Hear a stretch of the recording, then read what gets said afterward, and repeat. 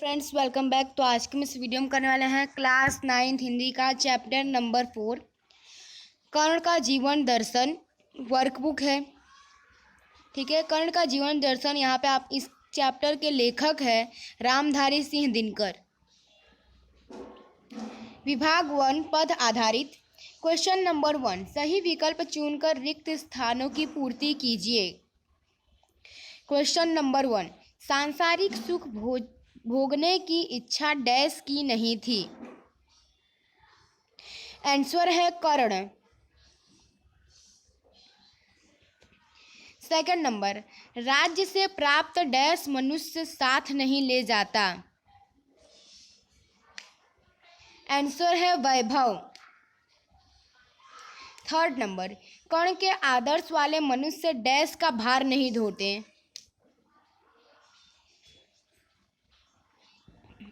Answer है कंचन। 4 number, दान की देव सरिता निर्मल करतल से डैश रहे सदा। आंसर है झरती रहे सदा। 5 नंबर, गरुड़ डैश में नहीं होता। आंसर है महलों में नहीं होता। ठीक है, अब आता है क्वेश्चन नंबर 2 आपका। निम्नलिखित प्रश्नों के उत्तर एक एक वाक्य में लिखिए। क्वेश्चन नंबर 1, धन संपत्ति किसके लिए है। आंसर है धन संपत्ति परोपकारों के लिए है। सेकंड नंबर, सुख समृद्धि के अधीन मानव का क्या होता है। आंसर है मानव का तेज प्रभाव दिन प्रतिदिन क्षीण होता जाता है और उसकी दुर्दशा होती है।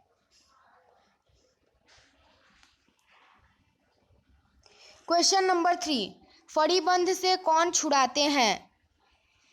आंसर है फड़ीबंध से गरुड़ जैसा साहसी और वीर पुरुष ही छुड़ाते हैं। 4 नंबर, कर्ण एकमात्र इच्छा क्या है। कर्ण की एकमात्र इच्छा क्या है। आंसर है उसके हाथों से सदा दान की निर्मल सरिता बहती रहे और निर्धन के दुख हरती रहे। यही कर्ण की एकमात्र इच्छा है।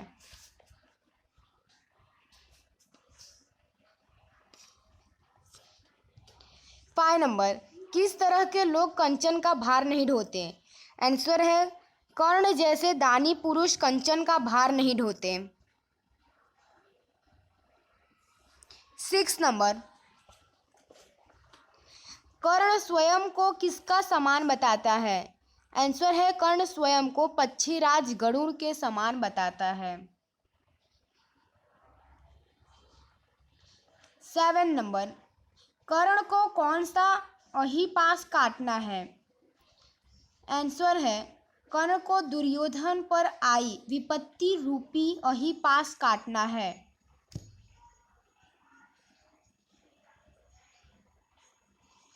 8 नंबर, वैभव हेतु ललचाने का क्या परिणाम होता है। आंसर है वैभव हेतु ललचाने का यह परिणाम होता है कि वह लालच ही मनुष्य को नष्ट कर देता है।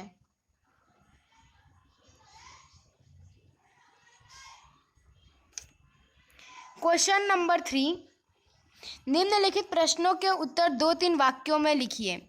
क्वेश्चन नंबर 1, वैभव से क्या प्राप्त होता है। वैभव से मनुष्य को ढेर सारी चिंताएं और थोड़ी सी हंसी खुशी प्राप्त होती है। इसके अतिरिक्त उसे चमक धमक दिखाने का अवसर और क्षणिक भोग विलास प्राप्त होता है।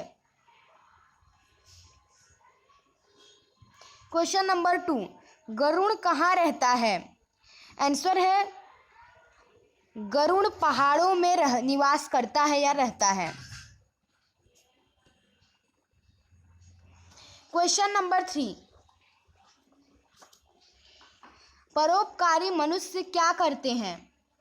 आंसर है परोपकारी मनुष्य धन का कभी संग्रह नहीं करते। वे अपने धन को जरूरतमंद लोगों में बांट देते हैं। 4 नंबर, कर्ण दुर्योधन का साथ क्यों नहीं छोड़ सकता।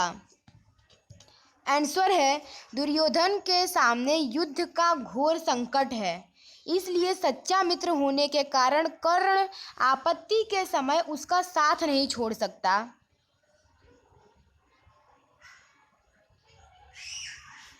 क्वेश्चन नंबर 4, निम्नलिखित प्रश्नों के उत्तर 5-6 वाक्य में लिखिए। क्वेश्चन नंबर 1, कर्ण को राज्य की इच्छा क्यों नहीं है? आंसर है कर्ण त्यागी और दानी पुरुष है। वैभव विलास में उसकी कोई रुचि नहीं है। राज्य मिलने पर सिर पर अनेक चिंताएं सवार हो जाती हैं। बस थोड़े समय के लिए हंसी खुशी, चमक धमक और भोग विलास की सामग्री उपलब्ध हो जाती है। कर्ण इन क्षण भंगुर वस्तुओं को तुच्छ समझता है, इसलिए उसे राज्य की इच्छा नहीं है।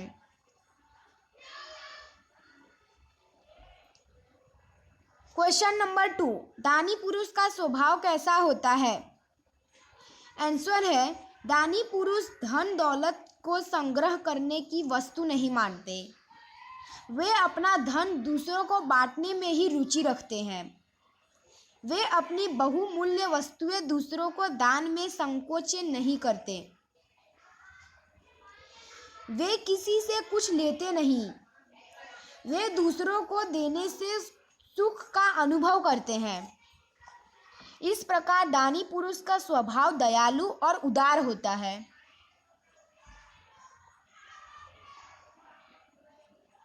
क्वेश्चन नंबर 3, कर्ण गरुड़ को अपना आदर्श क्यों मानता है, अथवा कर्ण स्वयं को गरुड़ का क्यों मानता है?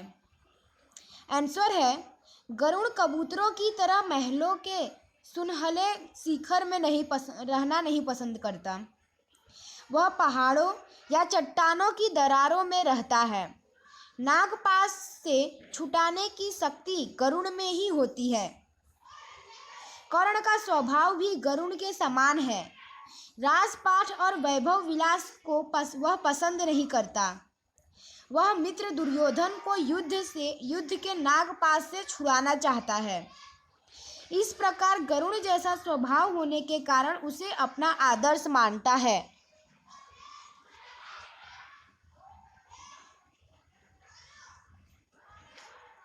क्वेश्चन नंबर 4, सुख समृद्धि के अधीन रहने वाले मनुष्य की क्या दशा होती है?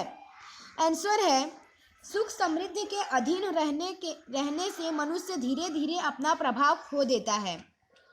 राजपाट, राजमुकुट और मणिमय सिंहासन उसका तेज हर लेता है। उसकी वैभव पाने की लालसा प्रतिदिन बढ़ती जाती है, परंतु यही लालसा अंत में उसका विनाश करती है। इस प्रकार सुख समृद्धि के अधीन रहने वाले मनुष्य की दुर्दशा होती है। विभाग 2 जिसमें आपका व्याकरण के आधारित आएगा। क्वेश्चन नंबर 1, विरोधी शब्द। फर्स्ट नंबर निर्मल। निर्मल का विरोधी शब्द होगा मलिन। सेकंड निर्धन। निर्धन का विरोधी शब्द होगा धनवान। प्रभुत। प्रभुत का विरोधी शब्द होगा कम। शिखर का विरोधी शब्द होगा तलहटी। कोमल का विरोधी शब्द होगा कठोर। अमृत का विरोधी शब्द होगा विष। तुच्छ का विरोधी शब्द होगा महान। अल्प का विरोधी शब्द होगा अधिक। बिखेरने का विरोधी शब्द होगा बटोरना। पुरस्कार का विरोधी शब्द होगा दंड। क्वेश्चन नंबर 2, निम्नलिखित शब्दों के पर्यायवाची शब्द लिखिए। क्वेश्चन नंबर 1, विलास। विलास का पर्यायवाची शब्द है सुखोपभोग। पर्यायवाची शब्द मतलब समानार्थी शब्द। करतल मतलब हथेली। थर्ड नंबर तुच्छ, पर्यायवाची क्षुद्र। प्रचुर मतलब प्रभुत। दरज दरार। प्रासाद राजमहल। शिखर का समानार्थी होगा चोटी। आंधी पर्यायवाची होगा अंधड़। वारी पर्यायवाची होगा पानी। विष पर्यायवाची होगा जहर। शैल पर्यायवाची होगा चट्टान। अयन पर्यायवाची होगा गमन। कोमल पर्यायवाची होगा नरम। भुजंग पर्यायवाची होगा सांप। आतप पर्यायवाची होगा धूप। विपद पर्यायवाची होगा आपत्ति। ये थे आपके समानार्थी शब्द। पर्यायवाची का मतलब होता है समानार्थी शब्द। क्वेश्चन नंबर 6, शब्द समूह के लिए एक एक शब्द लिखिए। क्वेश्चन नंबर 1, मंदिर या पहाड़ का सबसे ऊंचा भाग जिसको शिखर कहते हैं। सेकंड, कनक जैसी आभा वाला, कनकाभ। थर्ड, रेखा की तरह अवकाश, दरार। 4, जिसका तेज तप क्षीण हो गया हो, तपह क्षीण। 5, फणीधर नाग का बंधन, फणीबंध। 6, पक्षियों में राजा, पक्षीराज। अब यहाँ पे आपको उपसर्ग पहचान कर लिखना है। फर्स्ट नंबर, प्रयत्न। उपसर्ग मतलब शब्द का पहला जो आपका शब्द होगा वो होगा आपका उपसर्ग। जैसे प्रयत्न का होगा प्र। प्रलोभन का होगा प्र। प्रभूत प्र प्लस भूत इसलिए प्र। निर्मल, निर्मल का होगा निर प्लस मल, निर्मल, इस तरह से होगा। तो आगे का जो भाग आएगा वो आपका आएगा, इसलिए यहाँ पे आपका जो आंसर है वो निर। 5 नंबर, अत्यल्प, अत्य प्लस अल्प, अत्यल्प, इसलिए पहला जो शब्द आएगा आपका उपसर्ग में वो आएगा अप्त्य। प्रभाव प्र। निर्धन निर। अमृत अ। अतिरिक्त अति। प्रतिदिन प्रति। दुर्दशा दुर। प्रचुर प्र। विजय वि। परोपकार पर। ठीक है, अब यहाँ पे आता है प्रत्यय। प्रत्यय में सबसे लास्ट का जो शब्द होता है वो आएगा। जैसे सांसारिक, सांसारिक, इक आया, इसलिए यहाँ पे आपका जो लास्ट में जो आपका प्रत्यय होगा वो आएगा इक। जैसे यहाँ पे इस तरह से आप लिख सकते हो, सांसारी प्लस इक, सांसारिक। तो यहाँ पे जो लास्ट का जो आपका शब्द आता है वो आपका प्रत्यय में आता है। इसी तरह से सेवक, सेव प्लस क, सेवक, और लास्ट का जो आपका प्रत्यय।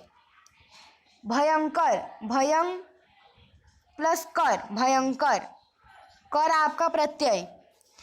प्रवाह, प्रभावहीन, तो इसमें आपका सबसे लास्ट में जो आपका प्रत्यय आएगा वो आपका आएगा इन।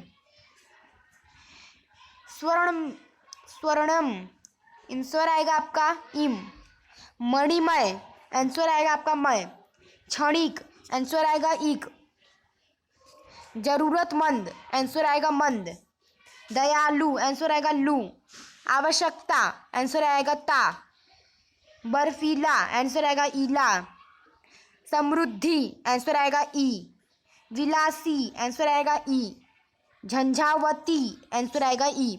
ठीक है, क्वेश्चन नंबर 6, निम्नलिखित प्रत्येक वाक्य में से कृतिवाचक पहचान कर या फिर संज्ञा पहचान कर लिखिए।